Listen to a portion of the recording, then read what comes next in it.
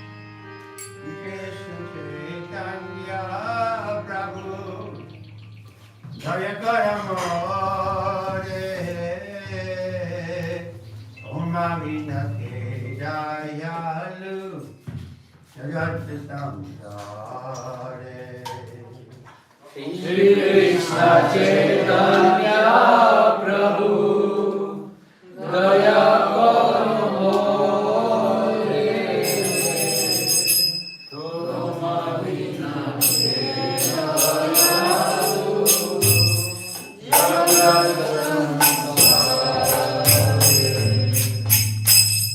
Hachita Pravana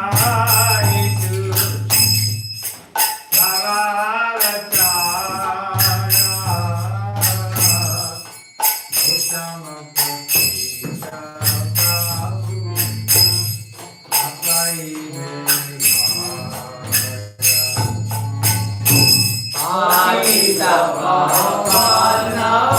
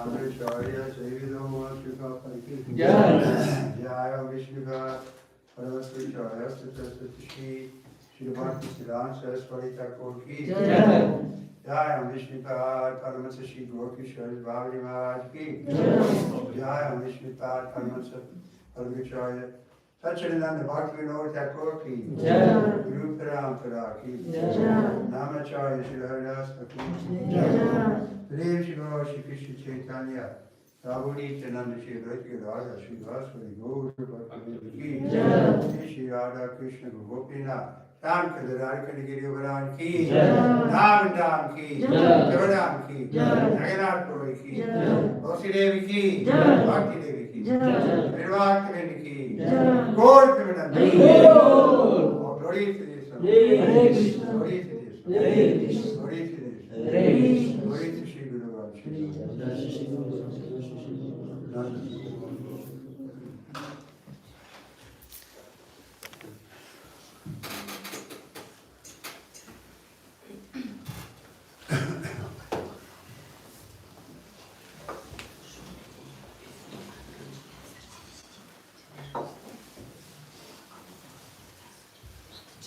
Thank you all for coming. We're trying to represent Srila Prabhupada best we can.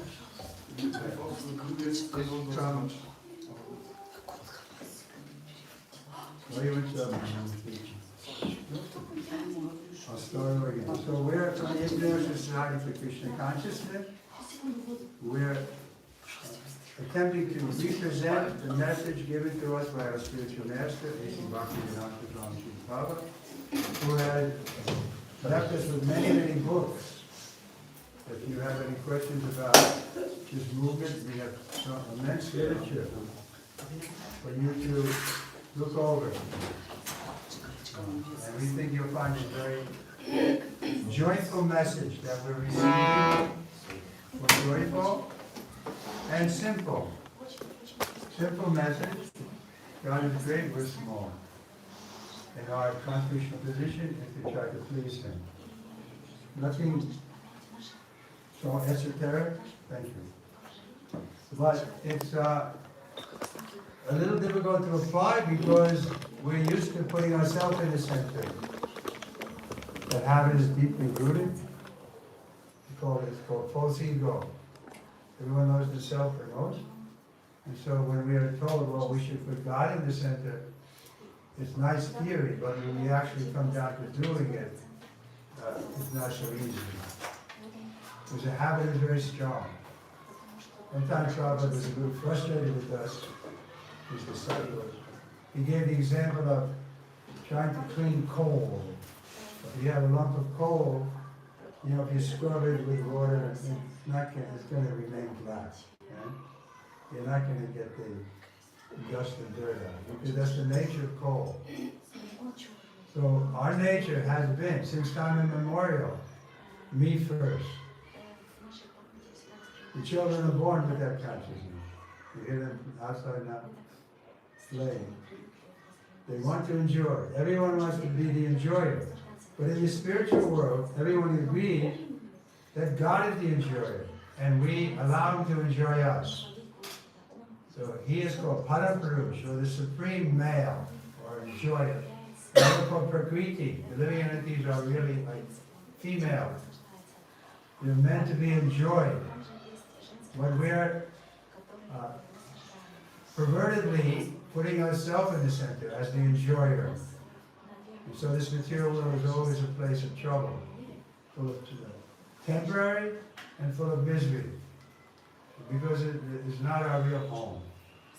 Our real home is in the spiritual world, and by taking up the spiritual formula, we can qualify to go into the spiritual world, to enter into the spiritual world. We'll be set free from the shackles of Maya. Maya means the illusory energy, which is bewildering us and making us think that, no, really, you're the enjoyer. And so individually, there's always some quarrel, competition, even in the family, or to speak of nation to nation, everyone wants to be predominant, right? That's the complaint in Ukraine. They don't want to be a subordinate relation to Russia. They want to be independent. And so the other side is there. Someone wants to dominate. The history has shown that. Hitler came into Europe. You produced this Hitler, he was the same way. Deutschland overall, right? He wanted to show that the Germans were the best. But now the Chinese are saying, no, we're the best. And the Japanese were thinking that we're the best. So this is the disease of material life. It's going on like this. People blame God, but it's not God. He's giving us a chance to correct ourselves. He remains in our heart as a Paramatma, a super soul.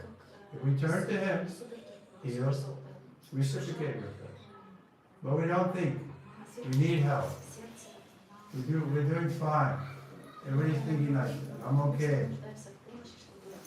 But we first realization, the first qualification, we have to admit we're in an awkward position. But that's a little hard. Because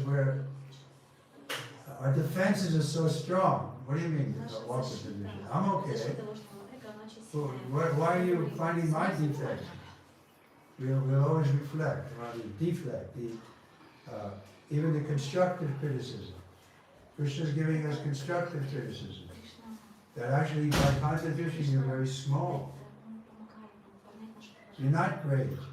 Only God is great. You're small. But we want to be great. That's the disease. But we can become great. You give the example of the hand. The hand is a valuable part of the body, but if it becomes crazy and is thinking, I don't want to cooperate anymore with this stupid body, I want to be the enjoyer. I'm not going to put the food in the mouth, I'm going to enjoy it myself. We can't do it. And there's plenty of room if people come before.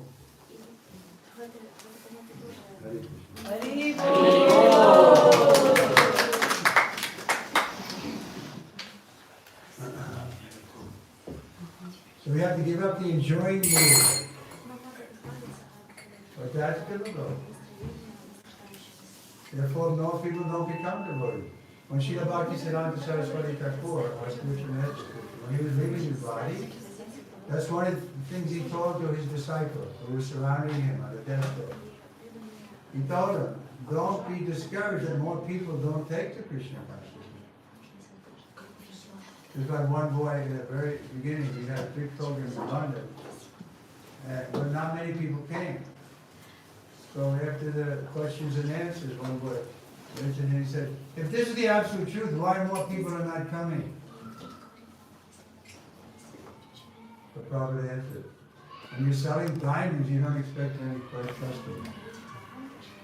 But this is, we're giving a very consistent, profound, reasonable philosophy given to us coming down from Krishna in Bhagavad Gita.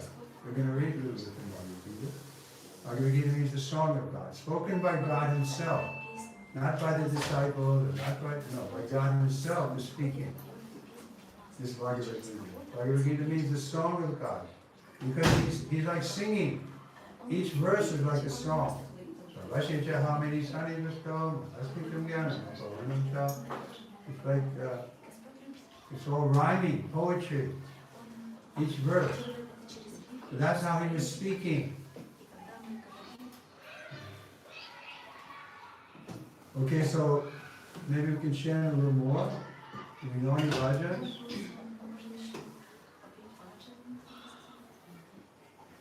Radhe Gaya Gaya Madhava. You know that? Or what about Madhure Mana Vinanandana Abhayataranara Vindare Madhure Mana Srinandanandana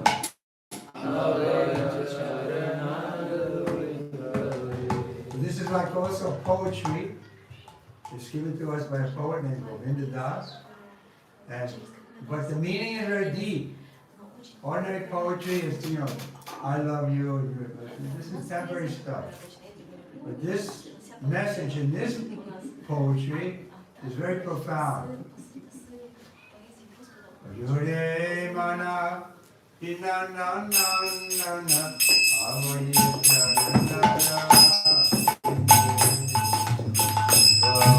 Jure mana Srinandananda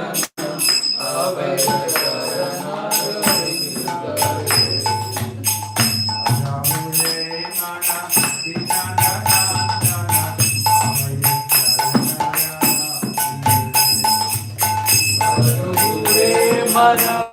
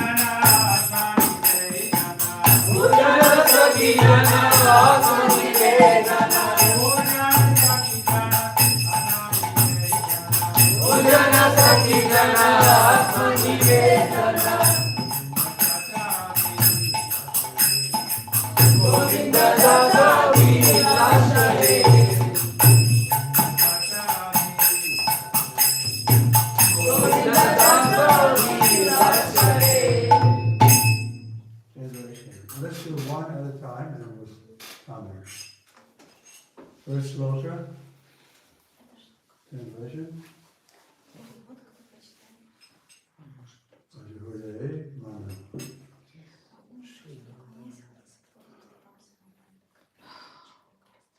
O mind, just worship the lotus feet of the son of Nanda. which make one fearless. Okay, stop it a minute. Fearless, that everybody in the material world is in anxiety. Why we're in anxiety? Because we have to die. Everybody knows it, sure as death. But we don't want to die. But there's always anxiety. On the street there's anxiety, in the car there's anxiety, if you have an accident, there's always some anxiety. So here the poet is telling us, if you worship the lotus feet of Krishna, then you can be free from anxiety. Go ahead. Having obtained this rare human birth, cross over this ocean of worldly existence through the association of saintly persons. Okay, so we are saying that human form of life is special because we can inquire without the Brahma Jigyasya. Who am I? Why do I have to suffer? What happens to me after I die?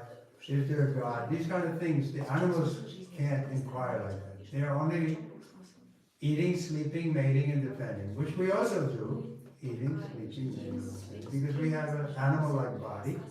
But we have also a special gift. We have this intelligence, higher intelligence, so we can use it in a proper way by inquiring.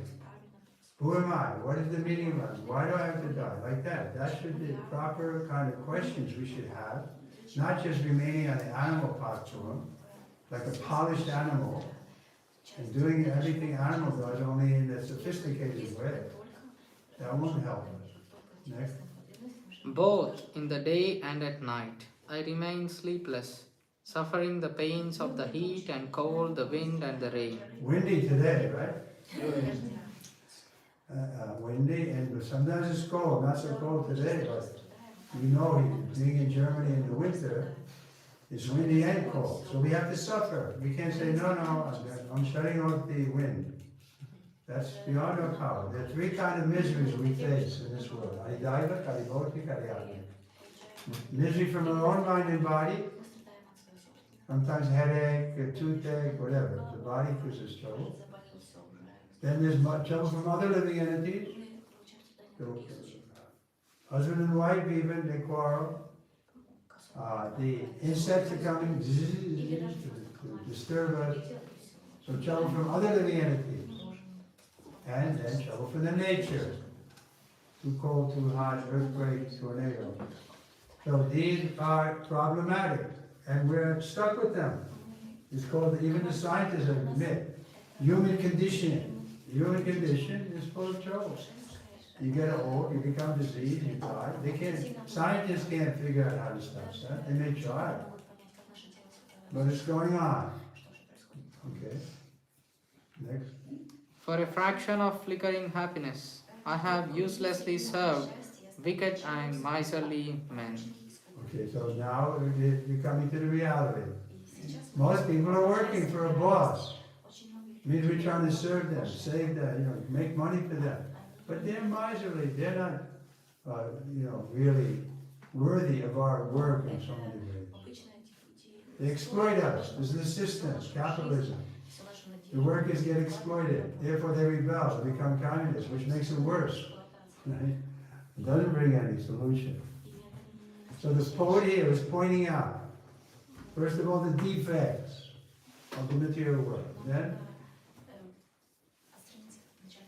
what assurance of real happiness is there in all of one's wealth, youthfulness, sons and family members? so again, it's hope against hope. We can be happy in this world.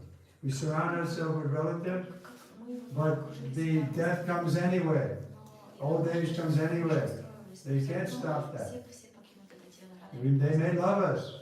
So many people love us. But it won't stop us from going into old age, disease, and death. Go ahead. This life is tottering like a drop of water on a lotus petal. Therefore, you should always serve and worship the divine feet of Lord Hari. Okay. So another nice analogy, a drop of water on a lotus petal, it can be easily rolled off. Little winds. So this is our position, precarious position. There's no assurance of real happiness. With all our wealth and family members, these things are called fallible soldiers. They can't protect us. We think we surround ourselves with family members and friends, and we think this will protect us. But it doesn't. It can't protect us. We're thinking like that because we're crazy. We think we can have a secure. We have a big house, nice picket fence, or even a moat, so that nobody can get in to disturb us. Still, we can't be made. We're going to be kicked out. So now he's coming to the positive side. What's the positive side again? It is the desire and great longing of back up half of those.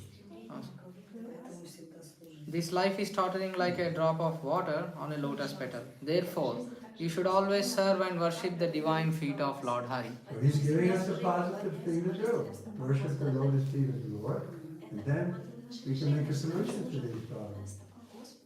Yeah. It is the desire and great longing of Govinda Dasa to engage himself in the 9 processes of bhakti, namely, hearing the glories of so Lord the first Hari. one is hearing. We hear from the right source, then we can make a solution. Prabhupada said in his own life, this was my qualification. Others used to go and come, but I like to hear from my spiritual master. And he said, my spiritual master noted that. And he appreciated it. This is the first, Shravana. We have 9 processes of devotion. The poet's going to mention them. Beginning with hearing. We hear regularly, therefore we emphasize our book distribution.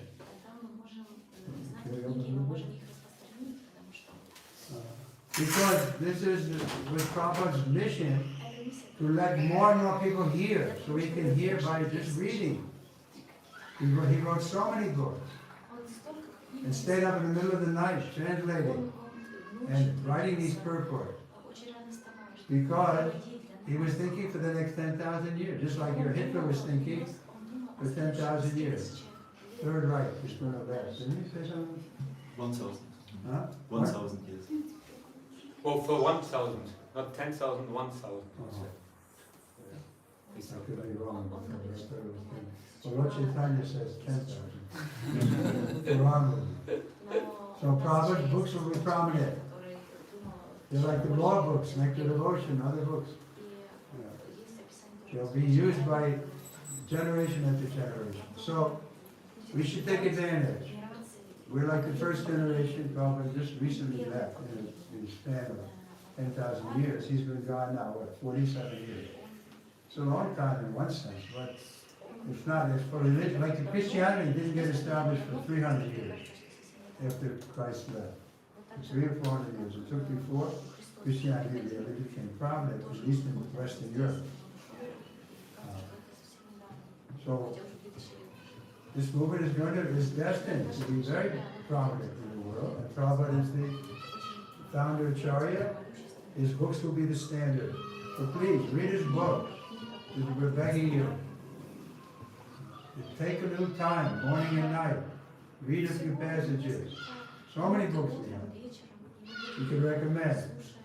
Nectar of Devotion is a good book to start. And Nectar of Instruction. Because Bhagavad Gita is our standard. Like that. Next line. Hearing the glories of the Lord Hari and chanting those glories. Second, chanting. Third. Constantly remembering Him and offering prayers to Him. So these are some of the items of devotion for you. Serving the Lord's lotus feet. Serving the Supreme Lord as a servant.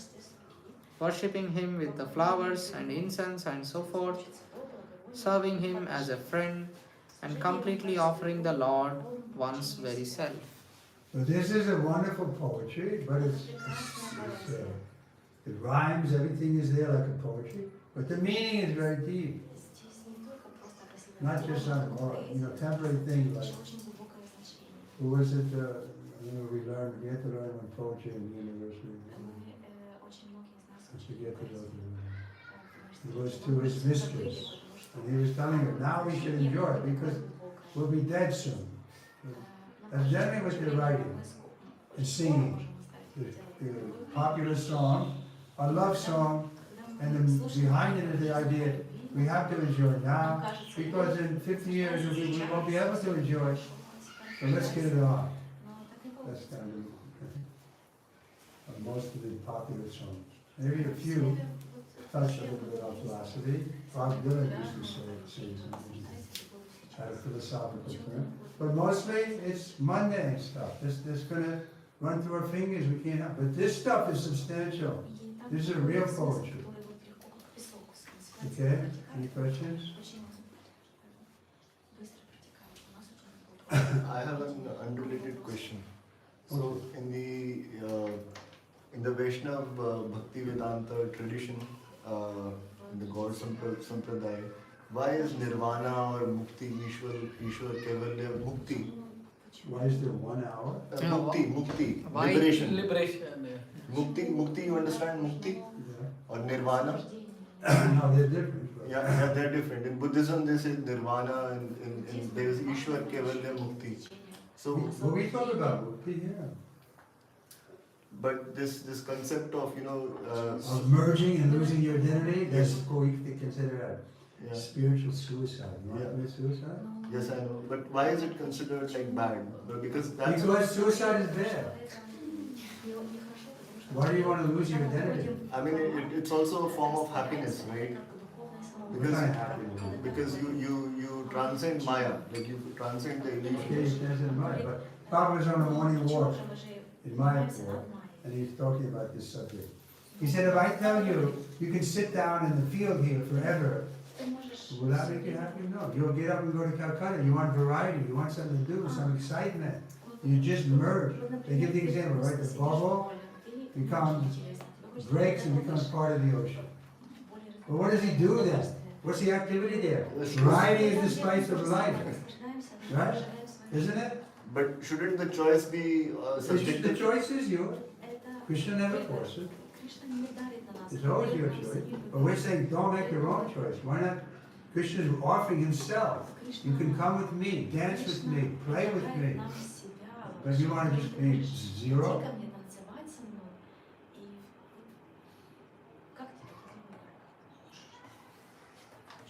you have nothing to do. What are you doing there? It's a form of bliss. It is a form of bliss. But there's no But there's relationship. no variety. Variety is the spice of life. Variety gives us higher bliss. The thing is, you have no relationship with anyone. You're alone in bliss, but there's no bliss because there's no relationship in That's a good Brahma point. Thank you. Because then we cannot have loving devotional service to Krishna, or we cannot say any. You cannot even say to somebody, "Hello." There's nothing. It's only you alone. It's horrible.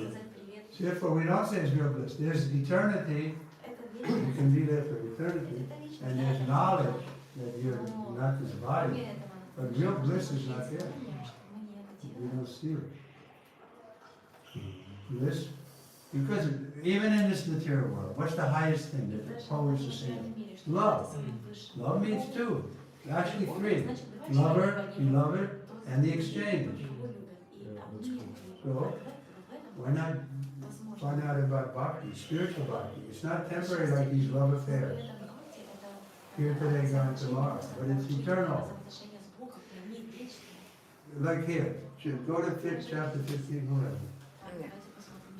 Chapter 15, Fifth chapter. no, 12th chapter. 12th chapter, text 6 and 7. What does Krishna say? Translation.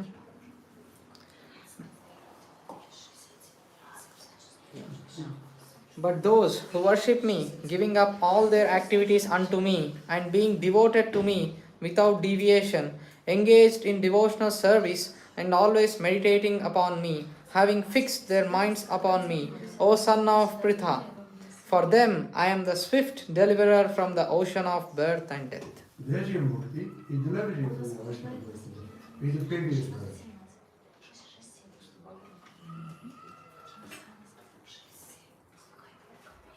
Here's the Yes.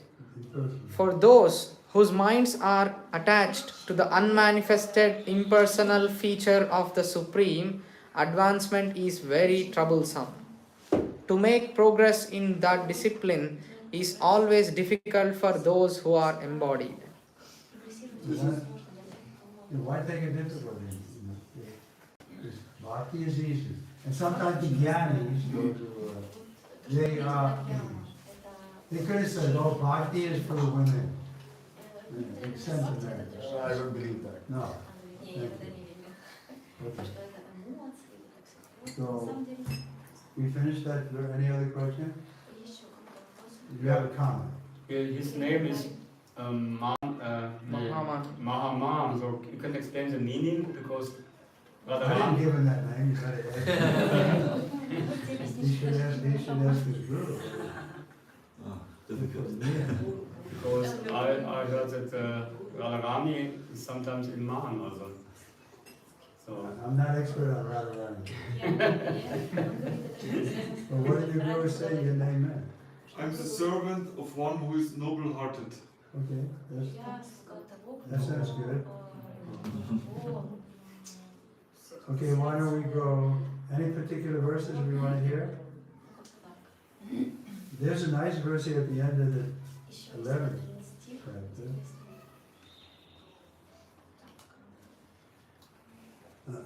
In this 11th chapter, Krishna shows the universal form. Then he withdraws it again. So here in text 45, I'll just read the verse. Arjuna is speaking. After seeing this universal form, which I have never seen before, I am gladdened. But at the same time, my mind is disturbed with fear. Therefore, please bestow your grace upon me and reveal again your form as the personality of Godhead, O Lord of Lords, O Abode of the universe. And then,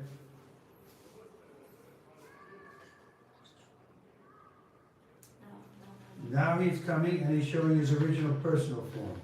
So in this verse, text 54, Bhaktya te anaya shakya aham evam virojuna yatum tarastum chatat pena pavishtum cha parantapa. Translation. My dear Arjuna, only by undivided devotional service can I be understood as I am, standing before you, and can thus be seen directly. Only in this way can you enter into the mystery of my understanding. Purport. Krishna can be understood only by the process of undivided devotional service. He explicitly explains this in this verse. So that unauthorized commentators who try to understand Bhagavad Gita by the speculative method process will know that they are simply wasting their time. No one can understand Krishna or how he came from parents in a four-handed form and at once changed himself into a two-handed form. These things are very difficult to understand by study of the Vedas or by philosophical speculation. Therefore, it is clearly stated here that no one can see him or enter into understanding of these matters. Those who, however, are very experienced students of Vedic literature can learn from him, from the Vedic literature in so many ways. There are so many rules and regulations, and if one at all wants to understand Krishna, he must follow the regular principles described in the authorized literature. One can perform penance in accordance with these principles. For example, to undergo serious penance, one may observe fasting on Janmashtami, the day in which Krishna appears, and on the 2 days of Ekadasi. As far as charity is concerned, it is plain that charity should be given to the devotees of Krishna who are engaged in devotional service to spread the Krishna philosophy or Krishna consciousness throughout the world. Krishna consciousness is a benediction to humanity. Lord Chaitanya was appreciated by Rupa Goswami as the most munificent man of charity because love of Krishna, which is very difficult to achieve, was distributed freely by him. So if one gives some amount of money to persons involved in distributing Krishna consciousness, that charity given to spread Krishna consciousness is the greatest charity in the world. And if one worships as prescribed in the temples in India, there's always some statue, usually of Vishnu or Krishna. That is a chance to progress by offering worship and respect to the Supreme Personality of Godhead. For the beginners in devotional service to the Lord, temple worship is essential. This is confirmed in the Vedic literature. Yasa deva parabhakti yatha deva tata guru tasyaite katyat varta prakashante mahatmana. One who has unflinching devotion to the Supreme Lord and is directed by the spiritual master, with whom he has similar untouching faith, can see the Supreme Personality brought it by revelation. One cannot understand Krishna by mental speculation. For one who does not take personal training under the guidance of a bona fide spiritual master, it is impossible to even begin to understand Krishna. The word "two" is specifically used here to indicate that no other process can be used, can be recommended, or can be successful in understanding Krishna. So it may sound kind of sectarian if you say no other process. No other process except that Krishna reveals himself to you. That's the only way you're going to know Krishna. You can't know him by austerity or by charity or any of these things. You can know him if he decides he wants to show himself to you. Why would he do that? Because you love him. And he's a loving person. He likes to increase his loving relationship. He's like a man who's not satisfied with one wife. You like that? So Krishna has so many wives, actually every living entity is like his wife, meant to be enjoyed by him. We mentioned Param Purush, and we're Prakriti. So we're all meant to be enjoyed by Krishna. But we deny him that pleasure. And we don't surrender to him. We remain a competitor. We're going to be the enjoyer. Where's the women I can enjoy? We don't think, oh, let Krishna be in the center. That's where he belongs. He's in the rasa dance. He's in the center. He's dancing with so many gopis, not just one, unlimited. So that's his position. But we're envious of that. We don't like that somebody has that position. What about me? What about me? So you can also enter into the rasa dance, but you have to come as a surrendered soul, not as an enjoyer, big male enjoyer. So it's difficult for us men. It's true. Because women love us and everything, oh, I'm the enjoyer, I can enjoy it. But this is the price. We have to give up our false ego and accept the reality. That I'm a tiny particle of Krishna. He says very clearly, Mama Vamsa Jiva Loke. We're the Amsa, the small particle. We give the example of the sun and the sunlight. The sunlight is nothing but sun, but it's a small fragment. It has the same quality, light and heat. But the sun is great. So Krishna is like the sun, and we're like the sunlight. It's a glorious position, but we can't compete with the sun. The sun is our source. I mean, the analogy is not perfect, because we have an identity. This is the first verse. Let's read chapter 2, text 12. This is the beginning of instruction of Bhagavad Gita. Krishna tells Arjuna. You can read just the verses 12 and 13. Never was there a time when I did not exist, nor you, nor all these kings, nor in the future shall any of us cease to be. So, this is Krishna speaking to Arjuna. He is saying, you're eternal, you've always existed, and as I've also always existed, and every living entity has always existed in the past, now we're existing, and the future will also exist. So it's a glorious news. We don't die. We're eternal. Next verse. As the embodied soul continuously passes in this body from boyhood to youth to old age, the soul similarly passes into another body at death. A sober person is not bewildered by such a change. But everybody is bewildered because they think that I'm this body, I'm this mind. And so they're in anxiety. Death is coming. Get in more insurance. It doesn't work. It doesn't stop death from coming. But nobody wants to die. Who wants to die? Because we're eternal, we're not meant to die. But because we're identifying with the body and mind, which are not eternal, therefore, it looks like we're going into death, we're dying. But this verse is pointing out, we're just getting another situation. So, that will depend on our karma. But Bhagavad Gita begins at the point of karma. Because Arjuna was saying, I don't want to fight, because you're asking me to fight with Bhishma and Drona. They're my superiors. If I fight with them, I'm going to get bad karma. So why are you telling me to fight? I'd rather go to the forest and renounce the kingdom and just... But Arjuna and Krishna didn't accept. Therefore he begins speaking. Kutas, the first thing he says, why are you speaking like a learned man, but you're a fool? You don't die. This is the first. This is 2 verses. But there's another 20 verses in the same chapter that go on and on. Krishna is trying to convince us in every way that we're not this body. He gives the example of a dress. I'm not this dress. It's covering me. In the same way, the body is covering the soul.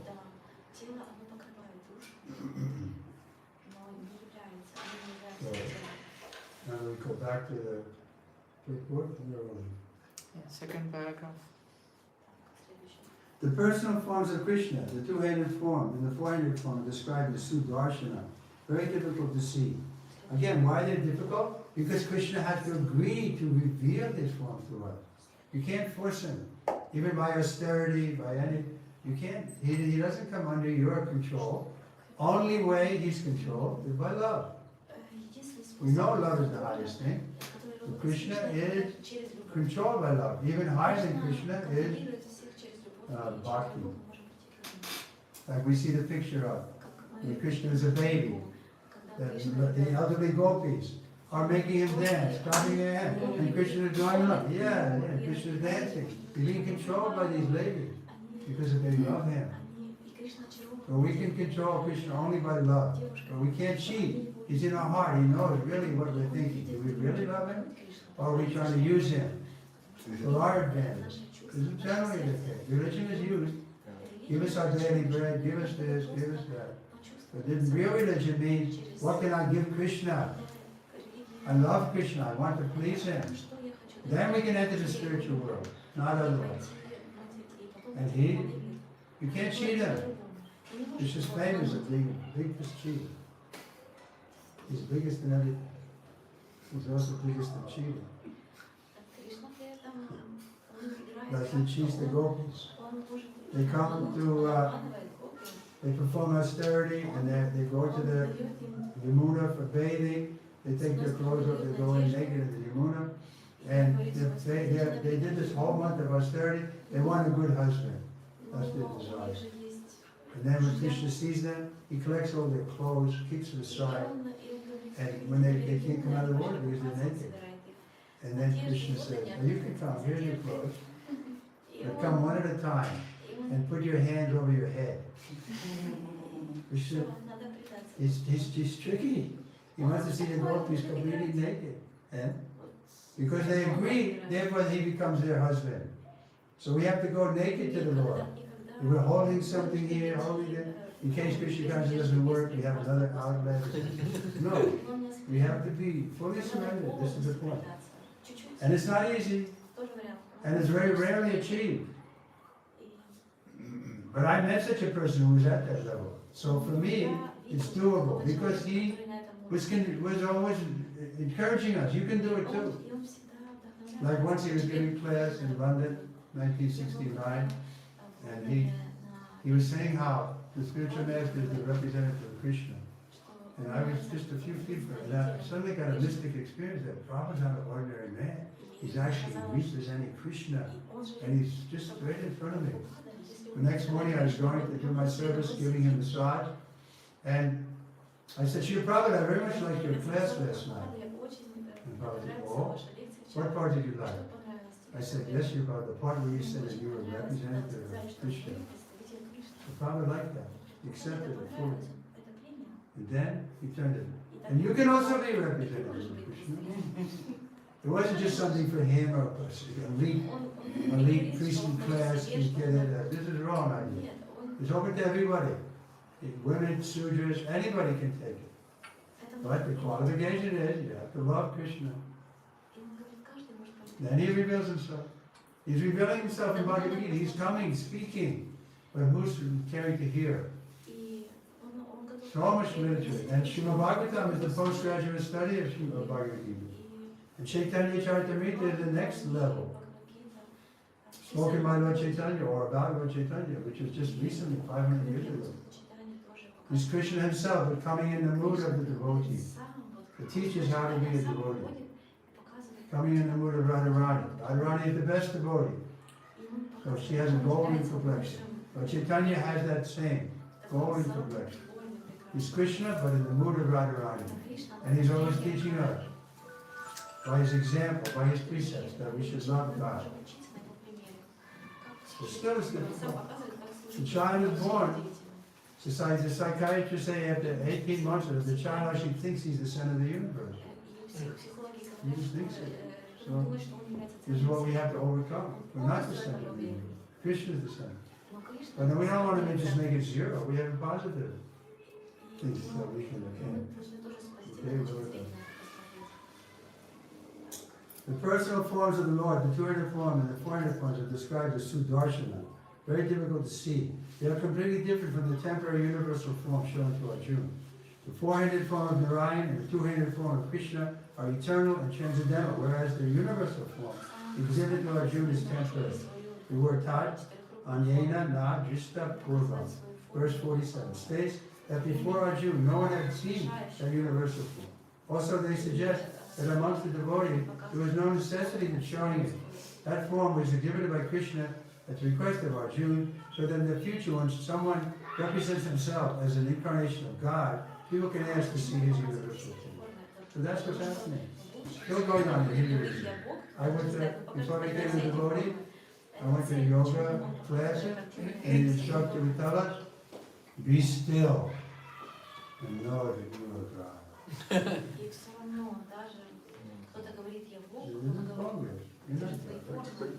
What God has to become God? God is already God.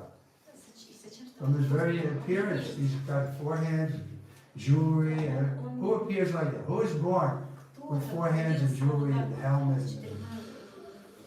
This is not that one has person. And those who think he's an ordinary person, Krishna is Avajanti Mamula. He says they're mudha, they're fools. They think I'm just an ordinary person. So again, it takes faith. But we got that faith from Srila Prabhupada because we saw he had full faith, and that faith made him so happy. And we wanted to be like him.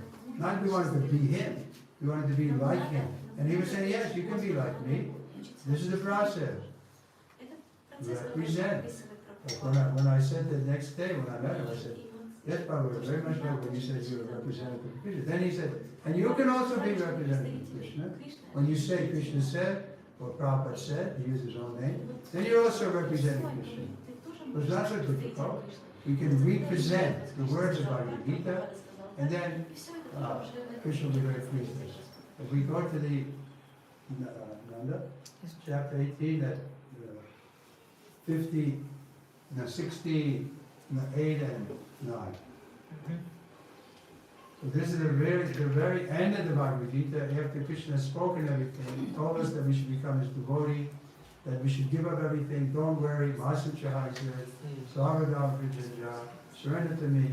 And now after that he said, 68. For one who explains this supreme secret to the devotees, pure devotional service is guaranteed. And at the end he will come back to me. 69. There is no servant in this world more dear to me than he, nor will there ever be one more dear. Here's the secret. Learn Bhagavad Gita, explain it to others, and you'll be very, very dear to Krishna. No one can be more dear than he. And that was we saw in Srila Prabhupada. He came penniless to a foreign country, no friends, no money, a few books, and in 10 years he had centers all over the world. He wrote his poetry like that. When he came to Boston, he wrote a poetry. He said, I don't know why you sent me to this place which is so full of passion and ignorance, but you must have a purpose. I'm just paraphrasing. There's a wonderful poetry that you can study. You must have a reason for bringing me here. So you please be like the puppet master, and I'll be the puppet. And I'll dance as you say. Make me dance, he said. Make me dance, make me dance, make me dance. And Prabhupada danced all over the world. And in a few years, he had centers all over the world. How would it go to a foreign land? People didn't know about Krishna, Bhagavad Gita. How did he convince so many of us? Because he was a puppet. Krishna was using him. And Krishna's ready to use us. But we have to be allowed, we have to agree to be pulled by Krishna. Instead of being pulled by our lower nature, our genitals pushing us. Our anger is pushing us. Our tongue is pushing us. We talk too much. Then what are the other pushings? Pushing on the belly. We eat too much. You see in America, here too, Germany too, right? Middle-aged people, they all become fat. Eating, yeah. Eat too much. No, Krishna says in Bhagavad Gita, don't eat too much, don't eat too little. Don't sleep too much, don't sleep too little. But we're being pushed. We call it Uvada, right? Uvada is a pushing. Pushing of the anger, pushing of the tongue for talking, tongue for tasting. We had enough, we want to taste another piece of cake. It tastes so good. So we're being pushed. And that requires some determination to overcome that lower nature. We don't say don't eat, we don't say don't have sex life, but it has to be done properly. We should offer up food to Krishna. We should have sex life for begetting good children. But nobody's thinking like that. And so, we remain. I don't know how Prabhupada did it. He convinced so many people. His charisma was there. He was. I was thinking I wanted to be like him. Wow, he's 70 years old. I was 26, right? And he's so youthful, like, so jolly, and so happy with the simple things. He would be happy. He wasn't difficult to preach, to please. And he was, whenever he came into the audience, and maybe 100 people, they couldn't defeat him. Remember once we had a big program in London for the first time. Many Hindus came from London. And one man was interrupting. What about Lord Shiva? What about... Prabhupada was very strong. He said, sit down, you are nonsense. So we never saw Prabhupada so strong. Like, he didn't, in the personal dealing, like I was giving massage, he was very gentle. But he could be on the hunt, he was like a lion. When he was preaching, he was very determined. And I learned that by his chastisement, the next day after that incident where he told the man to sit down, I was giving a massage, and I was thinking that he was like a fighter. Because it was a series of lectures. He was going to lecture again that evening. So I was massaging him, getting him in shape. Another knockout performance. I was thinking like that. And massaging and talking and massaging. I learned later that you shouldn't talk to Prabhupada when he's getting massaged because he's resting. But I didn't know. I was just talking. And that was my move. You and me, Prabhupada, we can take over the world. So then suddenly Prabhupada said, no! And my hands froze on his body. And with another voice, like a child, like a 7-year-old boy, from way in his heart, he said, I'm just a humble servant. And I felt so embarrassed. I was thinking like this, and I should be in the same room with this person. He was such an aristocrat, and there was a throne I thought I should go under the rug to get away from that embarrassment of dealing with Prabhupada like he was an ordinary man. He wasn't an ordinary man. He was very, very humble and completely surrendered to his spiritual life. It wasn't artificial when he said, I'm a servant of my Guru and Krishna, because that's really what he was. That's how he saw himself. He was simply a servant. So it's not so difficult, in one sense, to be a servant of the Guru. Why is it difficult? Because we want to be the master. And that's our disease. If a bhakti Siddhanta used to stress, we have to give up the enjoying mood. The word now, used repeatedly in the previous verse, indicates that one should not be very much proud of such credentials as an academic education in Vedic literature. One must take the devotional service of Krishna. Only then can one attempt to write comments on Bhagavad Gita. Krishna changes from the universal form to the four-handed form of Narayan, and then to his own natural form of two hands. This indicates that the four-handed form and other forms mentioned in Vedic literature are all emanations from the original two-handed Krishna. He is the origin of all emanations. Krishna is distinct from these forms. What to speak of the impersonal conception? As far as the four-handed form of Krishna are concerned, it is clearly stated that even the most identical four-handed form of Krishna, which is known as Mahavishnu, who's lying in the cosmic ocean, and from whose breathing so many innumerable universes are passing out and entering, is also an expansion of the Supreme Lord, as stated in the Brahma Samhita. Then there's a verse in Brahma Samhita, and the quote is, Mahavishnu, unto whom all the innumerable universes enter and from whom they come forth again, simply by the breathing process, is a plenary expansion of Krishna. Therefore I worship Govinda, Krishna, the cause of all causes. Therefore one should conclusively worship the personal form of Krishna as the Supreme Personality of Godhead, who has eternal bliss and knowledge. He is the source of all forms of Vishnu. He is the source of all forms of incarnation, and he is the original Supreme Personality of Godhead, as confirmed also in the Bhagavad Gita. Where does he confirm it there? Yes, he says in chapter 10, Aham Sarvasya Pavalo, Iti Matvatantamam, Buddha Bhava Samamitaha. What's the last line? He says, Aham Sarvasya, I'm the source of everything, material and spiritual. Everything is coming from me. This is God, the original person, from whom everything is coming. Also Brahma Samhita, Ishvara Padama Krishna, Sachitananda Vigraha, Anadhyaya Govinda, Sarvakarnakam. Ishvara Padama. What is that? Ishvara is the supreme Ishvara. Means Ishvara, you know, means the controller. He's the supreme Ishvara Padama. He has a spiritual body, Sachitananda, full of knowledge, eternity, and good. Ishvara Padama, Sachitananda. Anadya Adi Govinda. He's the original Govinda, Sarvakarnakam. He's the cause of all causes. So this is our conclusion, Bhagavad Gita, and so many literatures, Bhagavatam, they bring us to the same conclusion, that Krishna is the origin. Okay, any questions? Sometimes Prabhupada was asked by a busy person.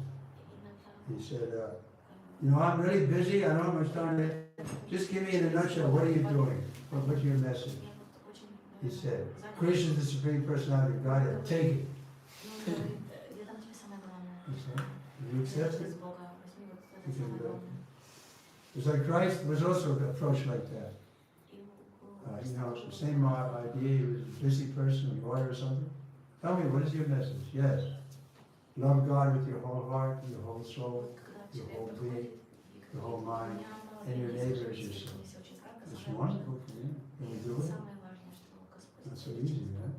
Christians are fighting each other.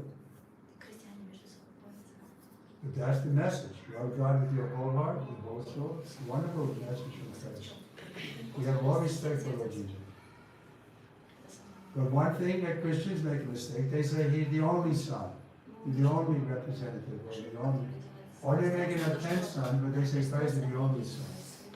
That's a mistake. He probably used to say. He's the only obedient son. The rest of us are all rascals. We just do whimsically whatever we feel. We can make us happy, full of lust and greed and anger. And so we have the world. If we look at the world, what is it? Is it a miserable place? There's always danger. There's always war and conflict. Always quarreling, especially in this Kali Yuga. Kali Yuga means always the age of quarrel. They try to make peace. They unite the nations. It doesn't make peace. You gonna make peace in Ukraine? No. It'd be nice. I'd be happy if they did. I was traveling a lot to Ukraine. Well, the Ukrainians are here. They've been driven out of their country. So that's the nature of this world. Don't expect utopian. And don't expect utopian when you come to Krishna consciousness, because we're like in the hospital. You still have some diseases, but we're taking a cure. The devotees are taking a cure, so be a little gentle with them. You may find fault with them, but they're like in the shower. If you point out dirt or something in the shower, you say, well, I'm trying to clean this. So the devotees have taken the process. They're trying to clean this stuff. They're trying to qualify to enter the spiritual world. So we should appreciate that. And don't be utopian and expect them to all be perfect. I saw a devotee, he did this, that was wrong. So therefore I'm going to reject the whole thing. That can happen. You become utopian. Okay, and we'll stop here. Any comments? Yes. maybe you can share another experience with Srila Prabhupada. I wrote a whole book on it. Yeah. Some of you have my book, right?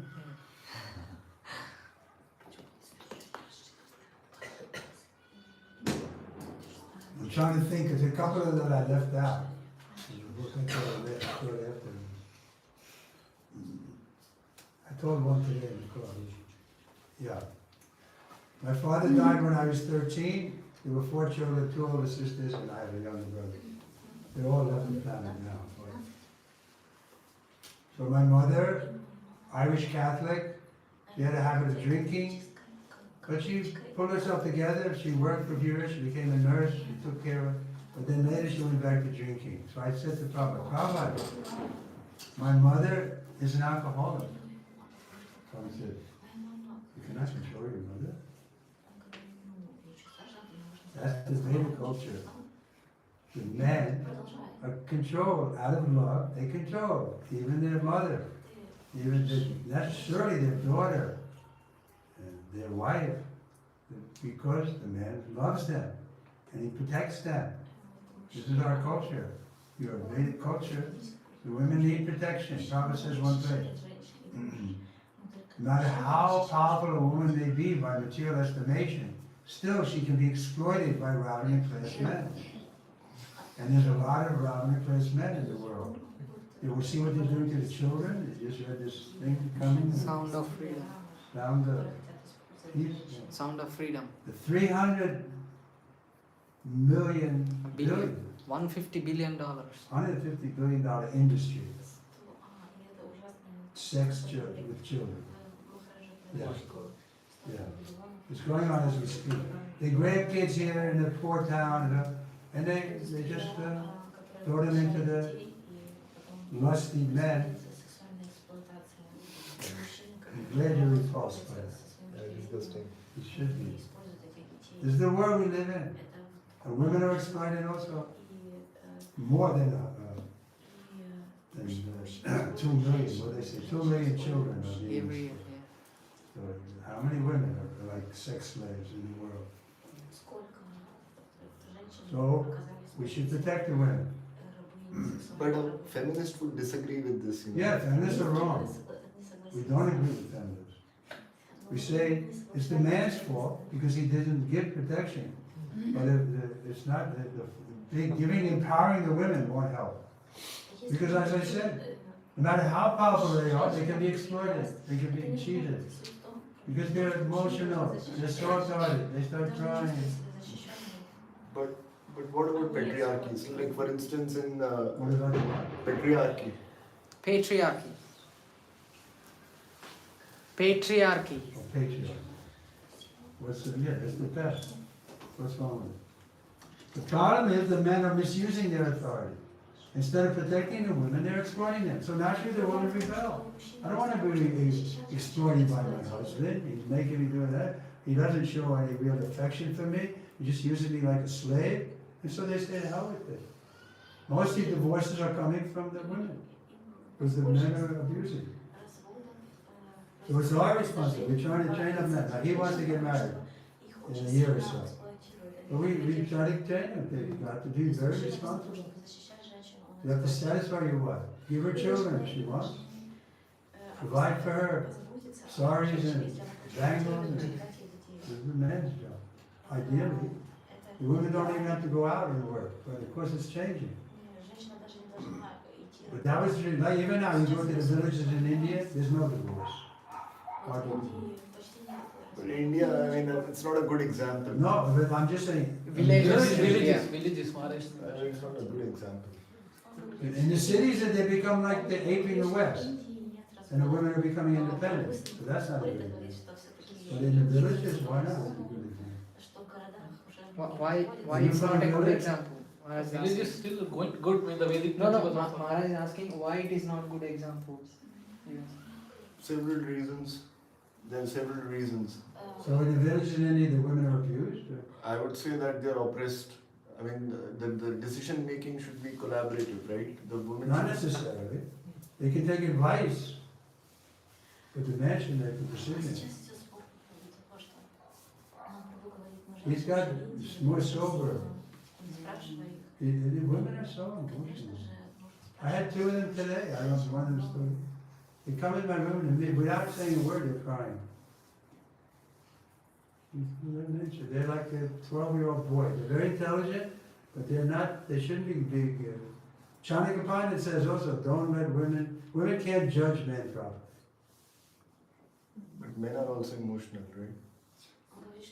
We're not, Krishna is emotional too. We're not saying emotion is best, but it has to be used in a proper way. Otherwise it just breaks it down and we all start crying. So the man should be the most sober in the family. And so it is patriarchal. You don't like patriarchal, but you see that's the best side. But you see that it comes to the men that have to be very responsible. I'm telling you, don't get married unless you can really protect your wife. Then she'll be happy. We find that women who are protected and loved by their husbands, they're not going feminism, waving flags, and screaming. Like I saw at the campus where the woman got up on the table.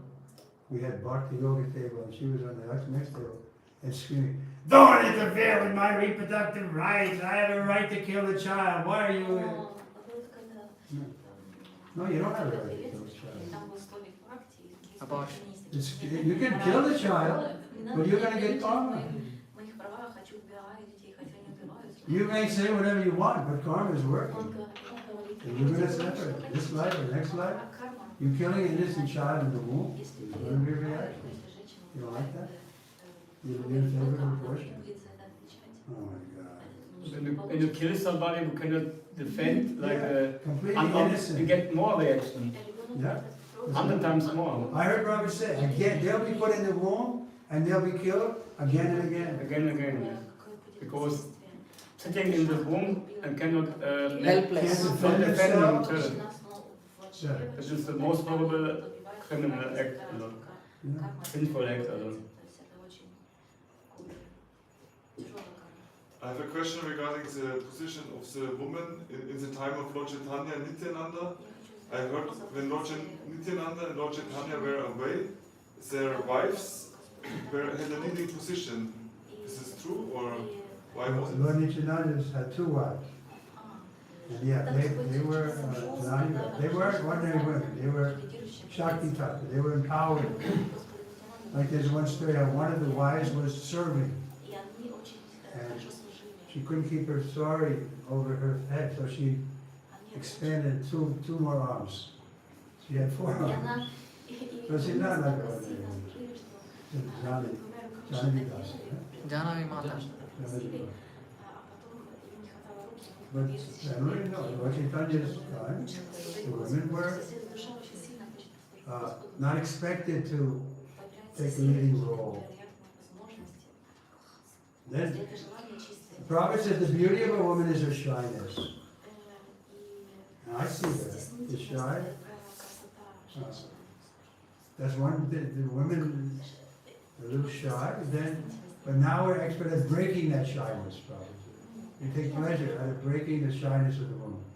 So then they become like men, but they have a woman's body. They can argue with you and fight with you. But who wants to marry you? You're going to marry a girl like that? I don't know. I hope, bless you, you don't have to marry a girl. Who's the feminist? No, they'll make your life hell. I've seen it. I mean, I'm 80 years old, I've seen it.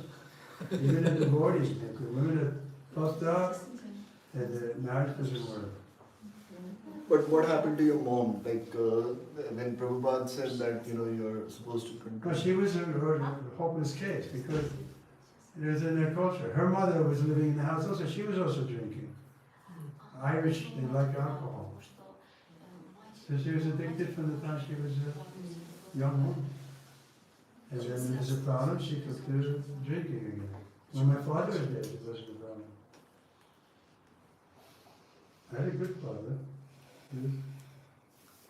But then he left his body. Can I give a comment regarding the woman things? I read an interview with the Russian chess master lady.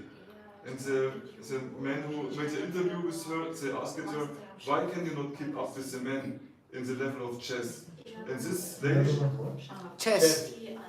Chess. Game. Chess. Oh, chess.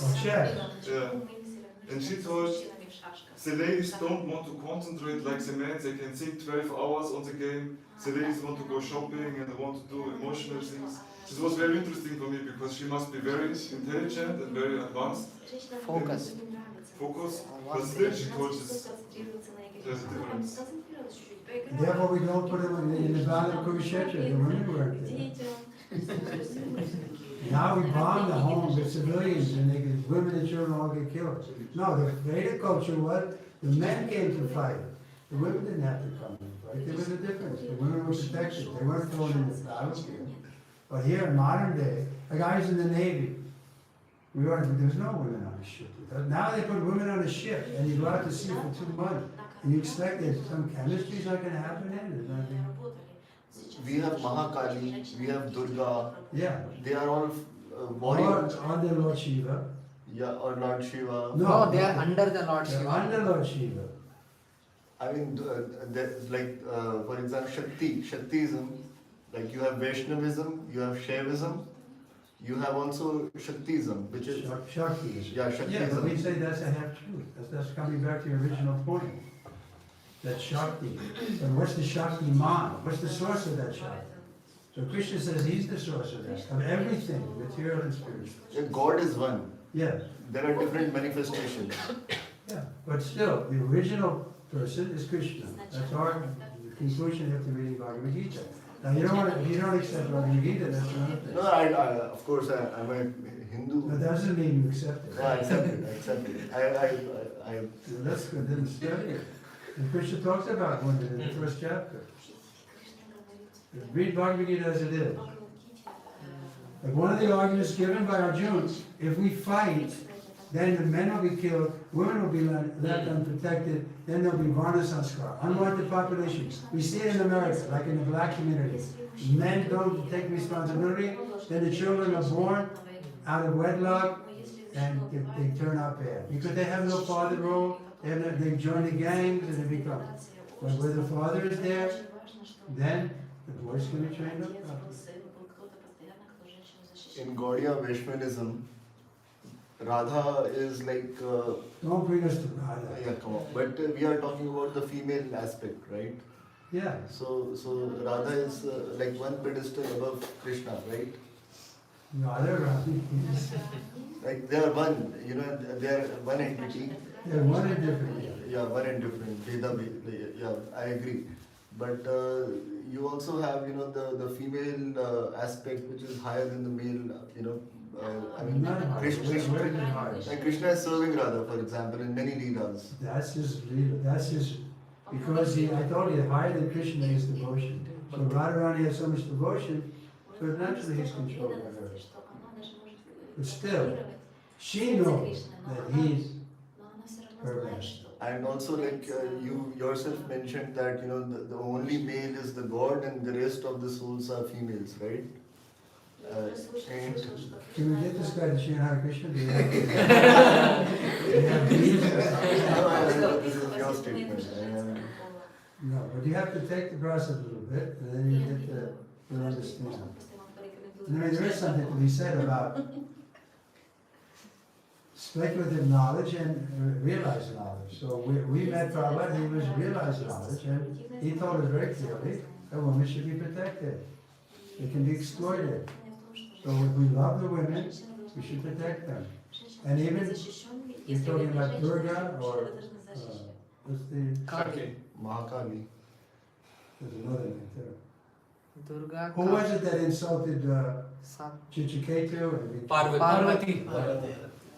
The story was, Lord Shiva was giving class, he was talking philosophy, and his wife Parvati was sitting on his lap. So this demigod, Chichiketu, he came on the airplane and he saw that, and he came down and he kind of joked with Shiva. What kind of sadhu are you? You're giving class to your wife sitting on your lap. And amongst men, you know, Shiva didn't get upset. So Parvati took it very seriously. And she cursed him to become a demon in his next life. And he did become a demon. She was very powerful. But Lord Shiva, but then when she cursed him, then he came off his airplane, he came down and fell at her feet and said, I accept your curse, Mother Parvati. And then he went away. And then Lord Shiva spoke. See, he said, this Vaishnava has defeated you. Because he could tolerate even the curse. He could tolerate. And then in the next life he became sister, what was the demon's name? Vritrasura. Vritrasura. And he did wonderful pastimes of it. This is from Srimad Bhagavatam. How he was fighting with Indra, and then he knocked Indra's thunderbolt, and he was trying to pick up the thunderbolt because he knew he was supposed to be killed by Indra. If he was, even if the person was going to kill him, he was telling him, come on, fight, why are you being cowardly? Fight me, you're supposed to kill me, what are you doing? So anyway, that's wonderful pastime. But the purport is that, and you can read Prabhupada's purport in that section, that the male form is more conducive for analytical things like chess and so on. So you have to swim to your husband. What are you hiding? You're hiding behind your hand. Okay. What's your name? Abhinav. So how did you happen to come here today? I like ISKCON a lot. Do you? Yes, I do. And I'm practicing Hindu, so Uh-huh. it's very generous of him that he hosts these, and this is the second time that we came. Glad you came. Yeah, and thanks to him. You have good potential, you have life, so I like that. He's also making a service in the temple. He's always serving prasadam. Ah. Well, that's a good quality, you're a little enthusiastic. Robert once said this whole mission is spread on enthusiasm. He's talking about his enthusiasm. I tell her, many of you may have heard the story.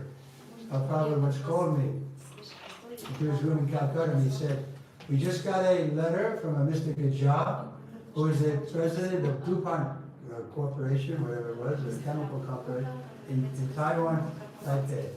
And I want you to go there, we'll take a few men and open the center. He'll give us some financial support.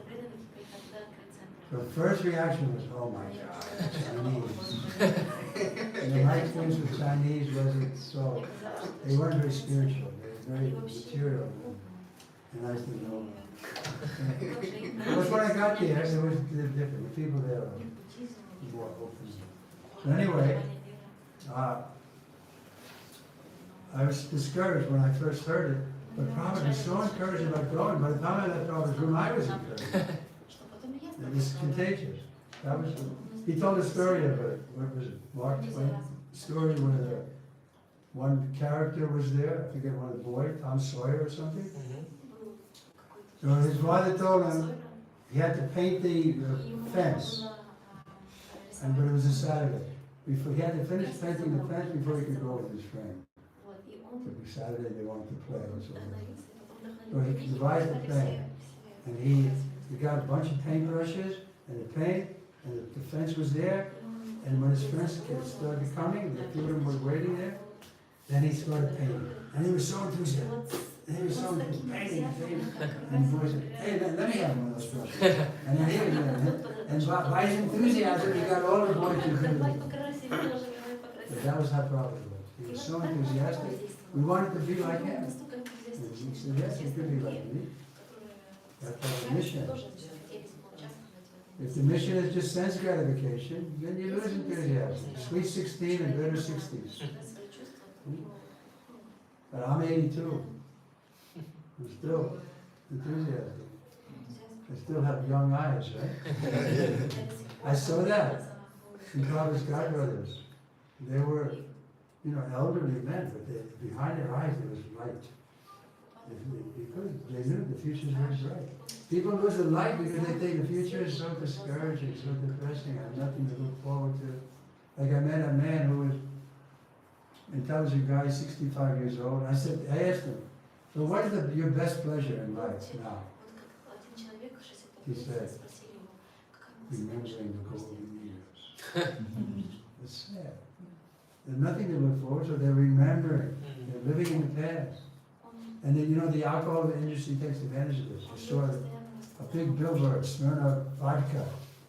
Remember the past. Remember the golden years when there was a bottle of vodka.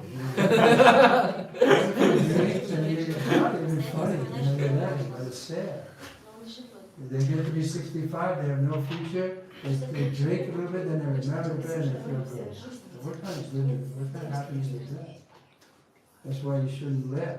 He's not laughing. He's more sober than you. It's sad that they have. That's all they have is a bottle of vodka and memories. That means they die sooner, right? The alcohol is killing you. So the whole world is full of this distress. So we're trying to, in our humble way, bring a message of hope. Hope and enthusiasm and excitement, yes. We're going back to God, we have something to... So don't get too much controlled by these Shakti people. They have energy, yeah, but where's the energy coming from? The word is Shakti Man, right, isn't it? It means the source of energy. But Krishna says he's the source of energy. So go to the source. Just like this light is coming, but what's the source of the light? It's a powerhouse. That's where Krishna is the powerhouse. He's the source of everything. Okay, we'll stop here and then we're going to have what? Arati. Arati. Okay. Gaurarati. Kirtan. That means we stand up. Yes. Unless there's one more question.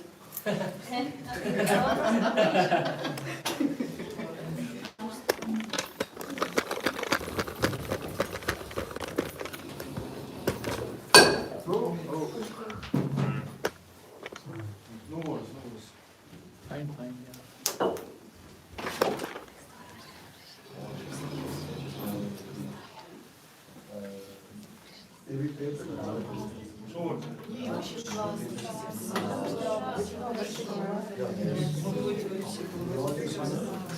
Yes, yes. We are in. Actually, it is in the other room, but for program they put it here. Yeah, I went to the other room when I first came in.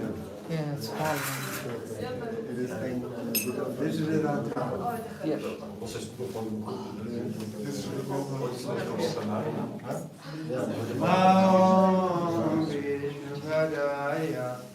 Krishna Pistaya, ladies on that side. Krishna Pistaya, Bhutale, Srimati Bhakti Vedanta Swami, Vipinamide. Namo Krishna Krishna Pistaya Bhutale Srimate Bhakti Vedanta Swami Vikinamine Namaste Saraswati Devi Gaurvani Pracharine Nirvishesha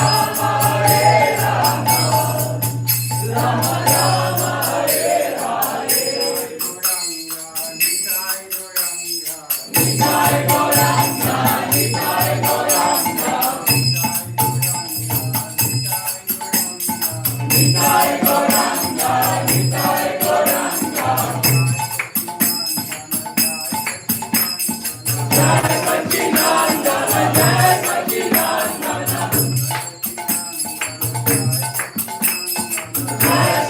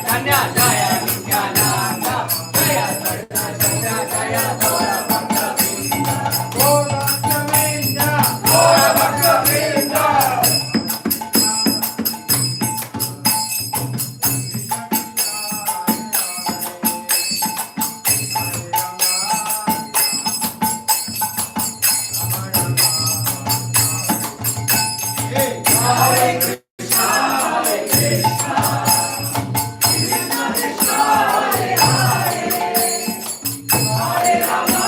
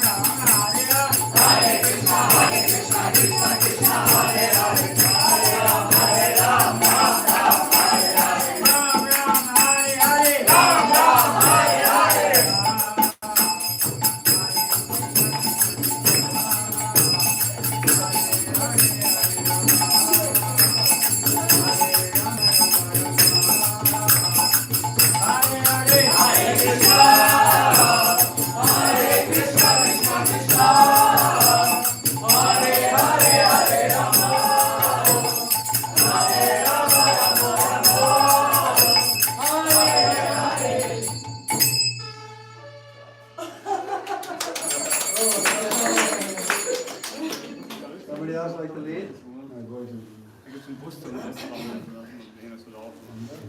Und auch wirklich das sind die Hälfte.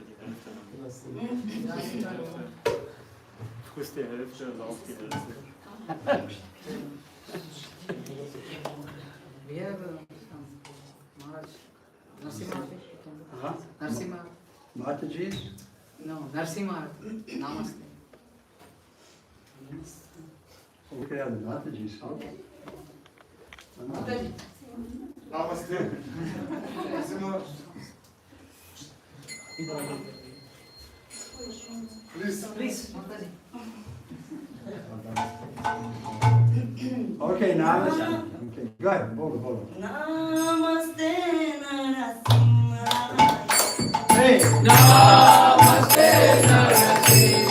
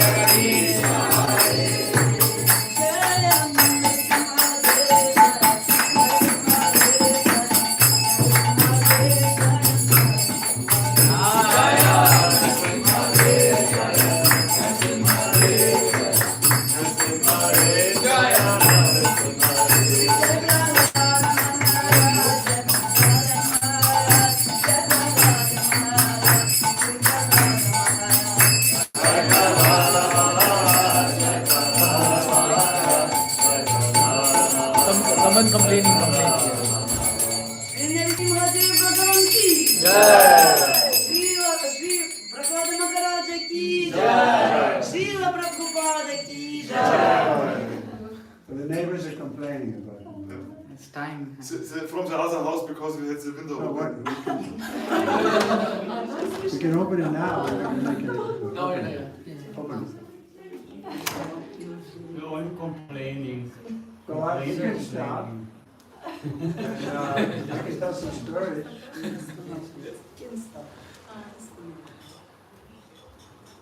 No, I can understand it, we're pretty loud.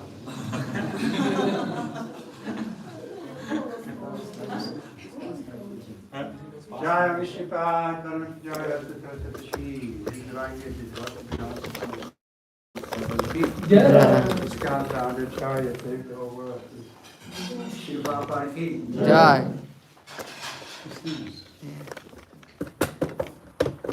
Jaya Vishnupada, Dharam Jaya Tatashi. Bhakti Siddhanta Saraswati Thakur ki, Parampara ki, Namacharya Jaya Thakur ki, Nishra Krishna Chaitanya, Avani Namo ki, Shivata Gaur Bhakti ki, Gauri Bhakti ki, Gauri Premananda, Gauri Krishna, Gauri Krishna, Gauri Krishna, and Shri Ranga, Prabhupada.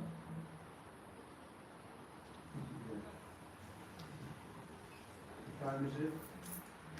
15 after 9, 9:50. 9:50. So I think I'll speak for 5 minutes. And then we'll have a shout out.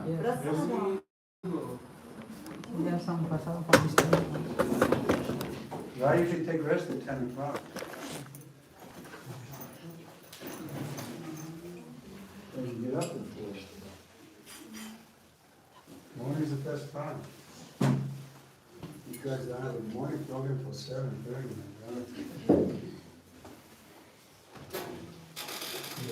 Like that. Okay, I'll tell a couple of quick stories. You like to hear one where Prabhupada chastised me or where he encouraged me? Both.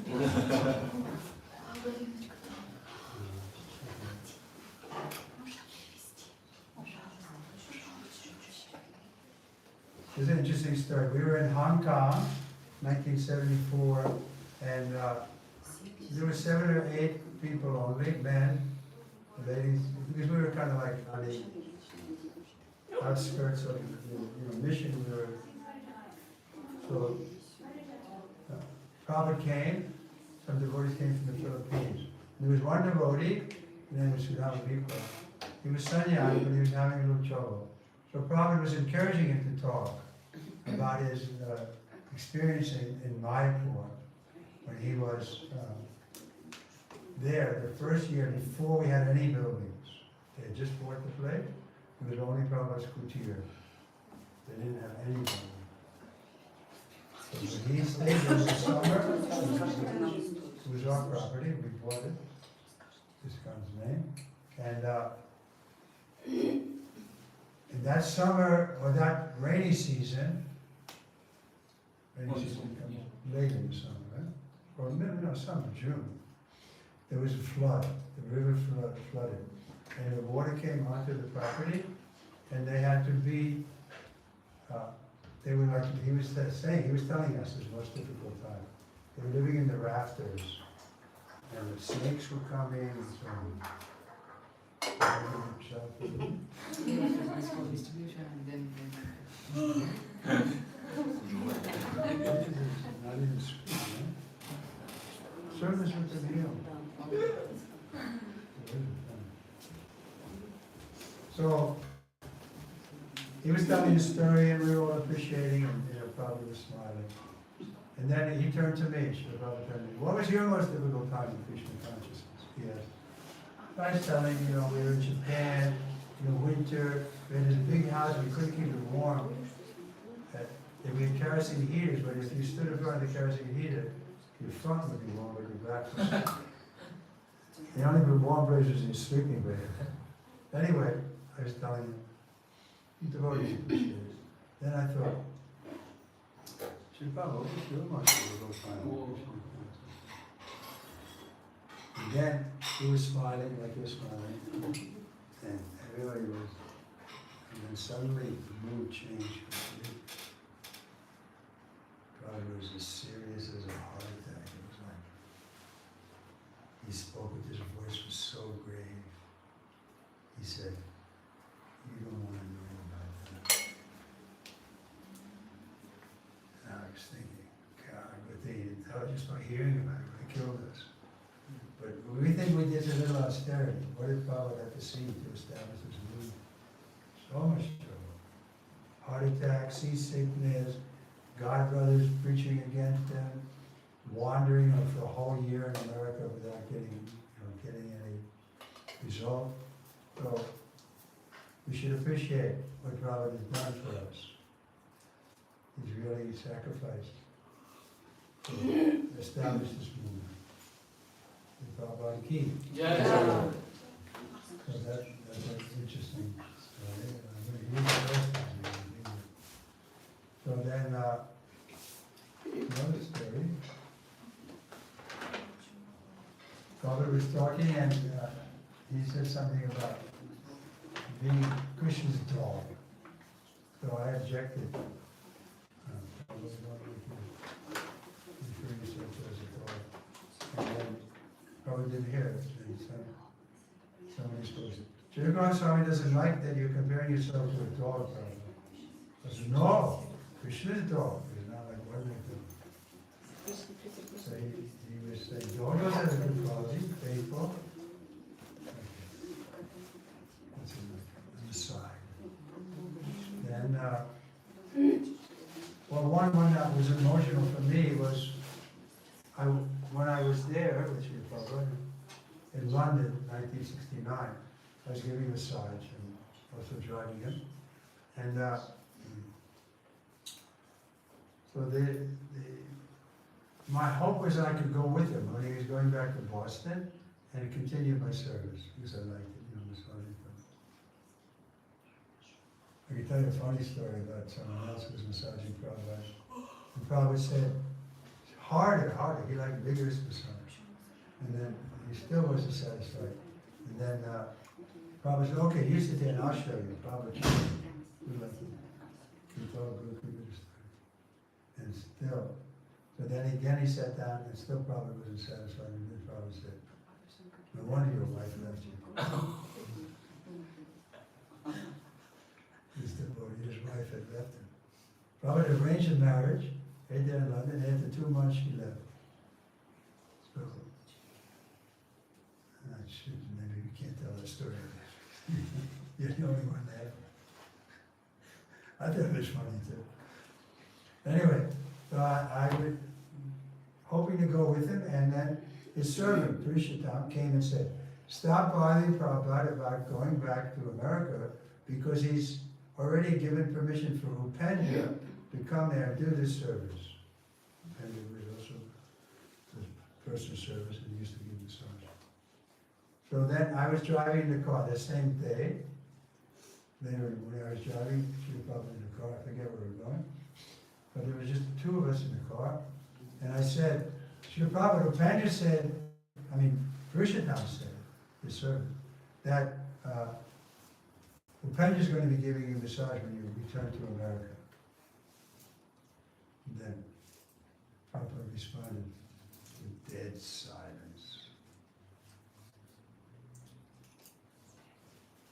Just the two of us in the car. I had spoken very clearly. Dead silence. And I thought to myself, it must be true. That's why he's not speaking. But I kind of resigned to the fact that I wasn't going to be going with him. And I didn't want to, twist his arm, you have to take me. So I surrendered to the reality that I wasn't going back with him. But still the silence was there. And it was like, what do I do with the silence? So I spoke, I said, Srila Prabhupada, is Upendra a nice boy? I never met him. And Prabhupada turned to me in the car and he said, not as nice as you. He was the only one who asked him too. Because he, in other words, he appreciated that I was not coming and that this way he encouraged me. I don't know why that story doesn't go over well, but sometimes people really get an idea. I thought it was wonderful because I really felt he probably loved me. And he did, he loved all of us.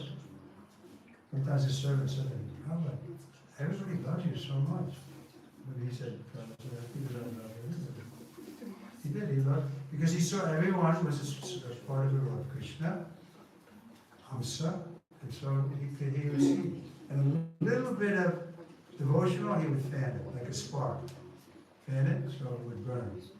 So Prabhupada showed a little bit of surrender from me. But sometimes he chastises me. The saint, no, this was a couple of years later when in Japan, Prabhupada had sent me to Japan to help them there.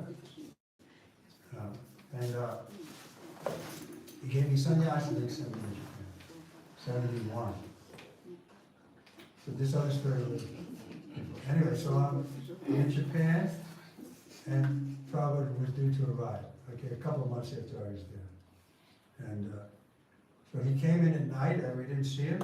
We had a cabin for him, like, separate from the temple.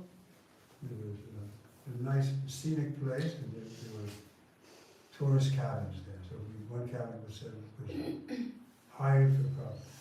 So I was waiting in the morning, then I saw he opened the door, and so I knew he was awake. He kind of opened the room, closed everything. So I went in. I went to Prabhupada's room. So I hadn't seen him because he gave me sannyas. He told me to go to Japan. I had come to Japan, and I was, I was feeling a little puffed up, thinking I've done what I'm supposed to do, and here I am. So I came in, paid my obeisances, and Prabhupada said, "Oh, it is you." Even you didn't laugh. "Oh, it is you. Call the others." So he saw that I was expecting some honor from doing my work. He had sent me there. And he wanted to remove that desire to be honored. This is one of the definitions Prabhupada used for humble. Not to seek the satisfaction of being honored by others. This is one definition of humility. So he saw I was expecting honor, and he cut it. And I called the others, and life went on. But the point is that some devotees were afraid even to come in front of Prabhupada, because I remember one devotee, I said, Prabhupada, his name is Randy, how come you never in Prabhupada's room? He said, the truth is that when I go into Prabhupada's room, I feel like a pineapple. With all the things coming out. So I don't like to subjected to Prabhupada's gaze, because Prabhupada could see right into your soul. He could read your mind. That's a fact. Another time I was waiting to give a massage. Generally, Prabhupada would call me. We were at John Lennor's estate in London, 1969. And Prabhupada would call me. I would call up, because he was staying sick on 1 floor off the ground. And he would hear my voice, and he'd say, "Come on." But this time he called me, but then he said, "No, just sit here for a minute, I have to finish some correspondence." He was writing to me. I was sitting, I had my beads, so I started chanting. And after chanting for 5 minutes or 3 minutes, whatever, then Prabhupada stopped his writing and he leaned over and he said, "You listen to the chant Hare Krishna?" So I was thinking, of course I listen, otherwise why am I doing it? So Prabhupada read my mind. He said, "I know you listen, but you have to listen very carefully, because this chanting is the whole essence of your philosophy." That was a good lesson. It helped me to become more attentive while chanting japa. This is our process. Chant Hare Krishna, so we have to learn how to do it. So that was a good advice. Listen very carefully.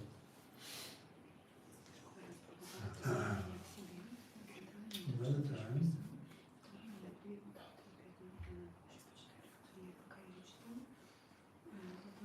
Trying to think.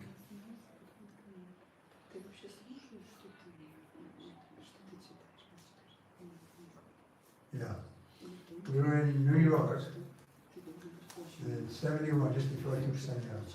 So when I came to these places and Prabhupada was there, I generally got to give him a massage. He allowed me to. I would ask the servant, I said, "Can I get Prabhupada?" And then they would ask Prabhupada. So this day I was massaging him, and the system was we started with his head with sandalwood oil, and then mustard seed oil he used for the rest of his body.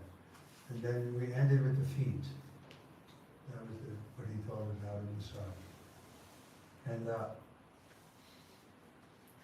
I came to his feet and I was looking at it, the bottom of his feet, and there was another devotee in the blue Shamsundar, the original Shamsundar from San Francisco. And I looked at Prabhupada's feet and it struck me that the bottom of Prabhupada's feet were really pink. So I said, Prabhupada, the bottom of your feet are pink.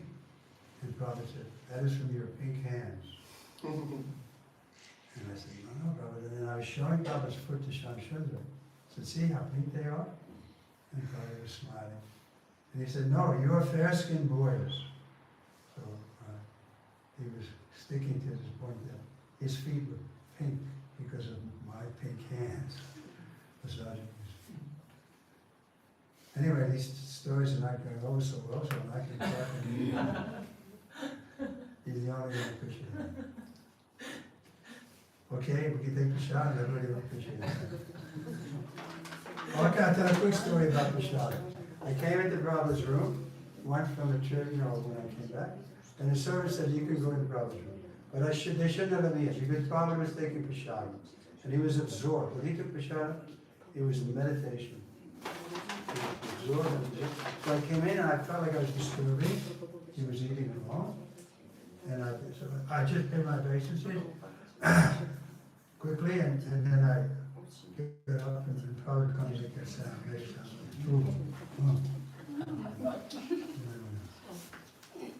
So sometimes he liked to eat alone. Chanakapana recommends. Eat alone, study with 2, 4 for an endeavor, and make war with as many as possible. Chanakapana.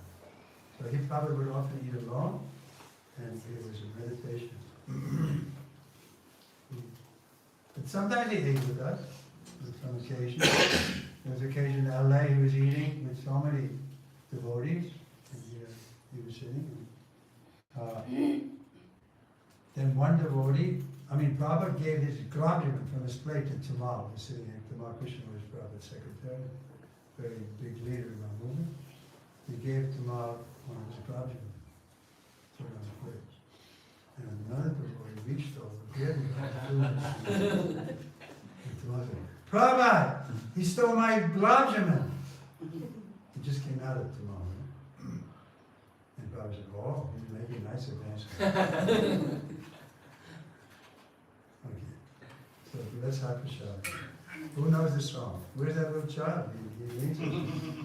Where's your son? I brought him to his father. No. He said, I was so impressed with this. He knows that prayer perfectly, huh? 5-year-old boy, he knows the whole thing. Yeah, this is a small announcement now.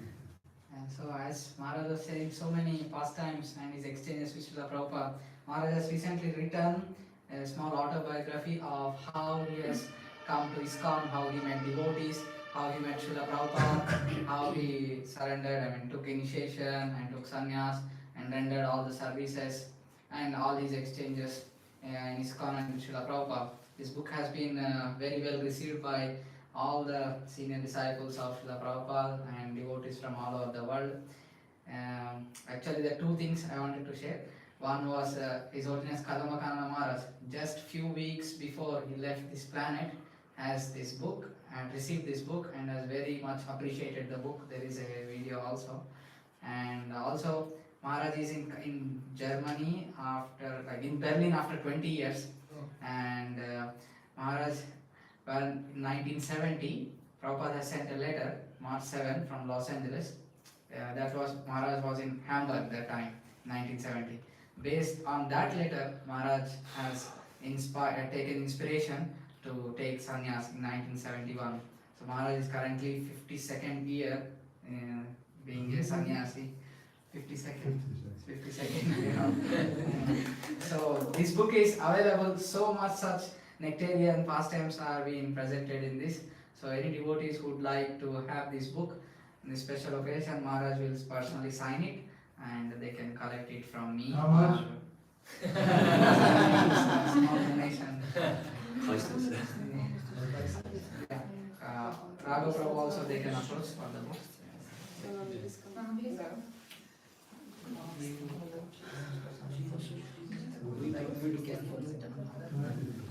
But just a little of it. Yes. So who's going to say the prayer? That Sama's mother must know. You must know the prayer. You told your son, right? Yeah. So let's hear it. Sorry, I didn't hear. Can you chant the Prasadam prayer?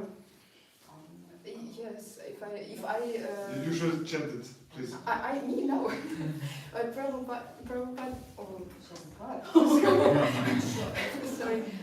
May I just ask one question or better? No. Okay, yeah. About taking sannyas.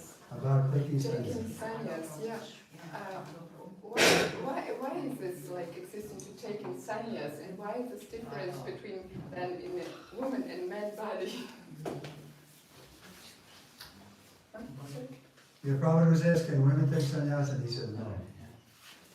So it's reserved for men, and then the first qualification is you have to be happy even if you're alone. So generally we know, women don't like to be alone, just for years at a time. The sannyasis have to be, like Prabhupada was alone for 1 year in New York before the music started. So, otherwise, it's open. You have to be, now it's a little more difficult. Prabhupada asked me to take sannyas. I didn't ask him, he asked me. And I said, well, Prabhupada, I don't know if I'm qualified. And then he said, you want to get married? I said, no. He said, you can take it. He wanted to make sannyasi because he knew he only had a few years on the planet, his health wasn't good.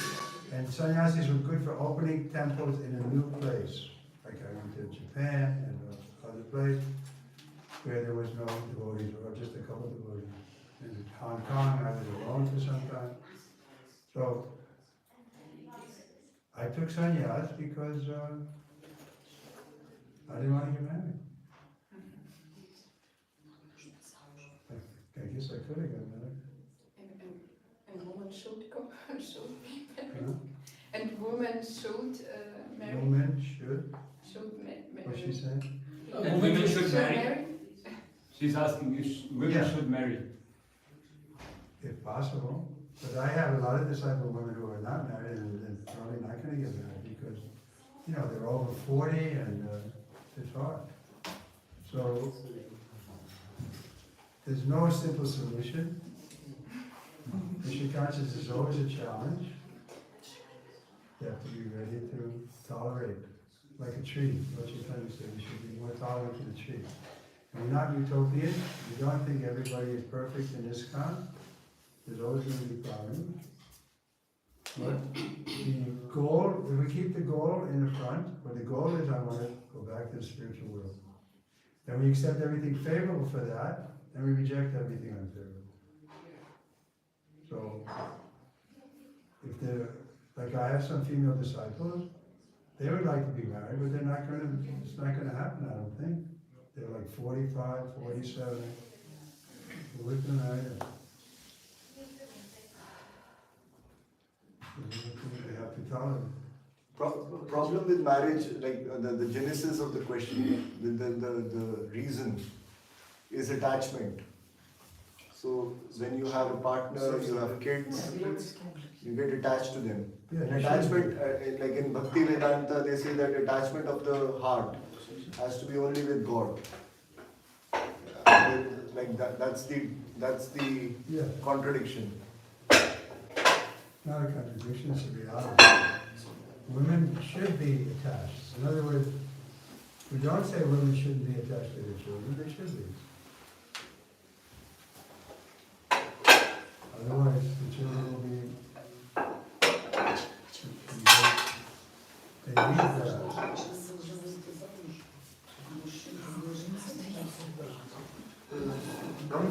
The children need, the boy especially needs to know that his mother loves him.